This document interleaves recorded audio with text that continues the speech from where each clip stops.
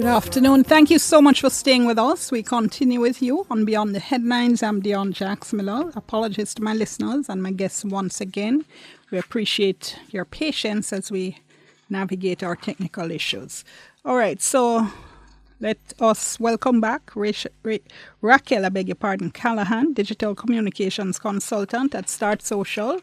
We also have with us Professor Carolyn Cooper, Gleaner columnist and specialist on culture and development, and our WhatsApp line 876-553-5908, 876-553-5908.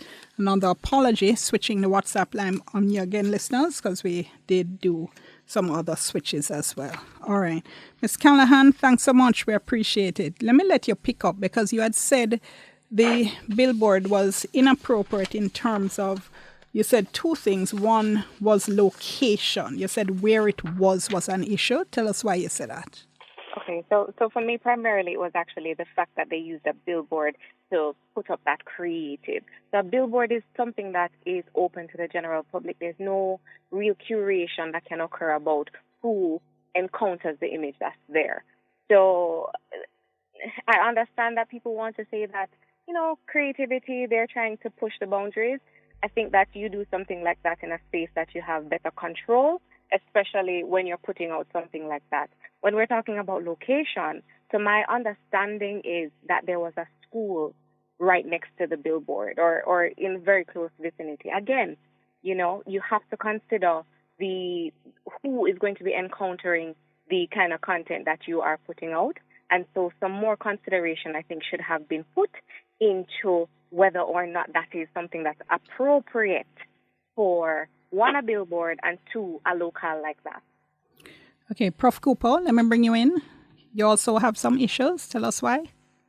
Well, I think we know that sex sells, all right? But sex doesn't have to sell in such a vulgar way. The woman's legs are open, spread wide, and there's a bottle between the legs, which is clearly supposed to be a symbol of a penis. It's like woman's body's waiting for penetration. I mean, that the symbolism is so obvious.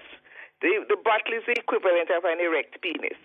And if you know anything about Jamaica's laws about sexual offenses, one of the issues is that the vagina is not to be penetrated by any object other than a penis.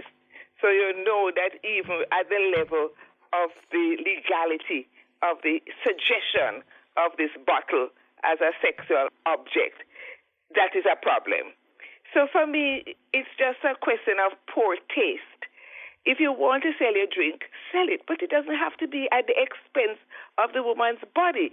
It reminds me of that ad by Supreme Ventures. Remember when Supreme Ventures was launching the Super Lotto, and they had this ad with these, it was supposed to be Supreme drawers, but it was also a pun on drawers, because the ad that they had was a huge oversized panty hanging on a line with $1,000 bills on it.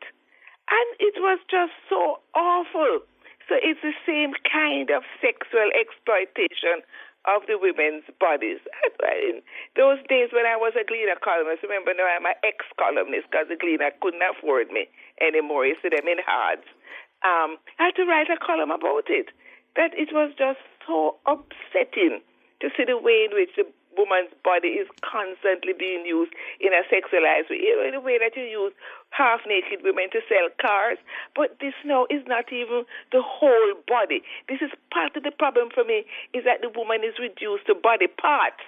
It's just her legs flung open. Also, what I really like to know is which advertising executive come up with that image, because that person already. All that is all me can say them already. Well, let me read a couple messages for both of you that my listeners have been sharing. Solomon in Kingston says, I don't really understand these people making a lot of noise about a billboard. Just a few Sundays ago, a lot of naked people were on the streets of Kingston whining and grinding. Why they're not pushing back on that? And Sim Simmers says, what kind of SYM outrage this, the billboard in question, carnival culture, certain statues are all levels of lewd, vulgar or sexual imagery in public spaces, whether transient, artistic, cultural or commercial, apply the same energy. Otherwise, it's hypocrisy, says Sim Simo. Ms. Callaghan, what do you think? Again, it goes back to appropriateness. Yes, carnival was for a predetermined period of time, predetermined routes. People had the option to opt in or opt out on whether or not they were going to engage with the revelers themselves, the content from the revelers. There was choice there. I don't have a choice about whether or not I'm going to drive on this particular road, and I'm not going to take another road, maybe to work or to wherever I'm going, in order to avoid a billboard. So you kind of remove my option about whether or not I can engage with that content. So again, the imagery, we can't deny that it is definitely pushing the envelope. I don't think it's an appropriate image for something like a billboard. They can use the imagery for somewhere where they have more creative, they have more control over the audience that gets to engage with it. There are obviously people who are okay with it. If they're okay with it, then, have a space where the people who are okay with it have the choice to go there to engage with it. On such a public space, especially considering the environment that we are in Jamaica, it was just a poor decision. And, of course, as Dr. Cooper said, in poor taste. What about, though, Ms. Callaghan, this argument that, what they say, no press is bad press. So Shan in Phoenix Park says the billboard served its purpose well. I'm sure the promoters anticipated this response. It's now trended on social. So for them, that's mission accomplished. Well, if their goal was simple awareness, which it may be, yes, mission accomplished in terms of you having a short viral moment. But I guess the question that I would ask is, how does this align with your brand for the long run? This seems to be the whole provocateur, the position of the provocateur seems to be the position that the brand is taking. So, maybe they are okay with what it is, obviously, that they're putting out. But the question is, in the long run, are they comfortable with, people who may not be within their target audience, viewing them from a position of them just being a distasteful brand overall? So yes, sure, it was effective in that we are now talking about them.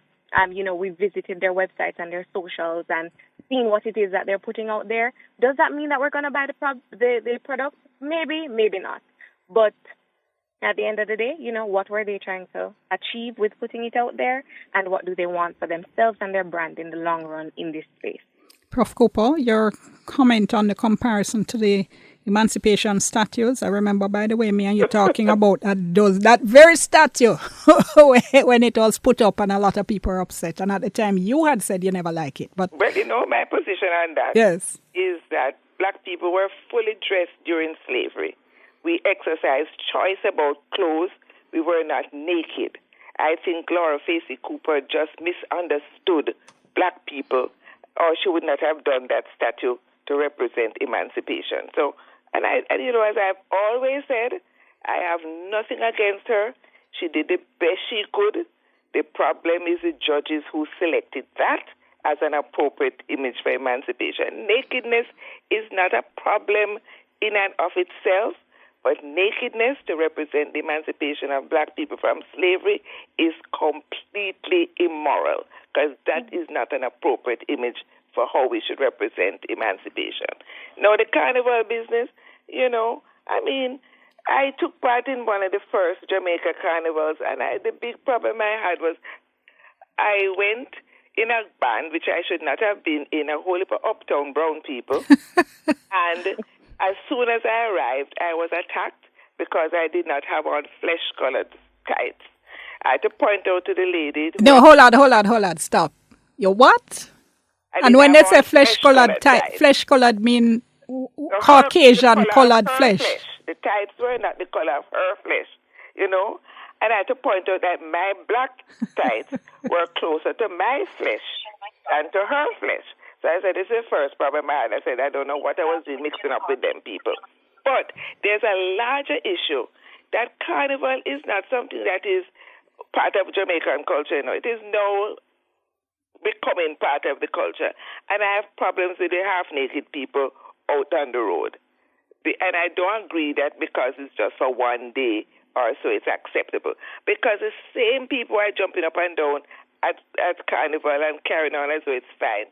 There are some of the same ones that condemn dancehall because people are skimpily dressed, and the people in the dancehall are not generally out on the road in them skimpy clothes. They are in a space that is designed for dancing and for, that kind of sexualized expression. So, yes, we talk about hypocrisy. It depends on who is doing it.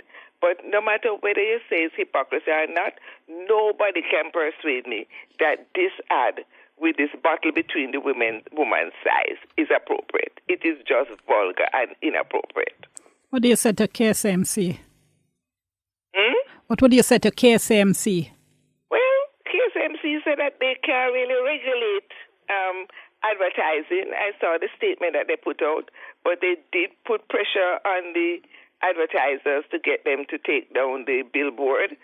But I really don't think that is KSMC's responsibility to police ads, but maybe there are some legal ramifications that I'm not aware of, so I wouldn't speak authoritatively on that. It seems as though KSMC said they did what they could, but I don't know if they did enough, but at least the thing came down. But my concern is the advertiser, because I'm wondering, yes, the advertiser wants eyeballs, but did the advertiser really think that that was an appropriate ad to have this bottle between the woman's thighs?